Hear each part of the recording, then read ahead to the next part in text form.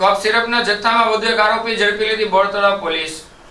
Bhavnagar SOG police પેટ્રોલિંગમાં હતી તે દરમિયાન બાતમી મળી હતી કે બોર તળાવ પોસ્ટેના ચિત્રા જીઆઈડીસી શેરે પંજાબ ધાબા પાસે કુલદીપભાઈ ભરતભાઈ કોલાદરા ઉંમર વર્ષ 6 રહે વડવા તલાવડી વિશ્વાસ મેડિકલની સામે ભાવનગરવાડાના કબજામાંથી કફ સિરપની ઘટક તત્વ ધરાવતી કફ સિરપની બિન અધિકૃત બોટલનો જથ્થો કુલ બોટલ નંગ 119 કુલ કિંમત ₹16,662 સાથે કુલદીપસિંહ ભરતભાઈ કોલાદરા ઉંમર વર્ષ 26 ઝડપી લઈ ધોરણસરની કાર્યવાહી હાથ ધરી હતી।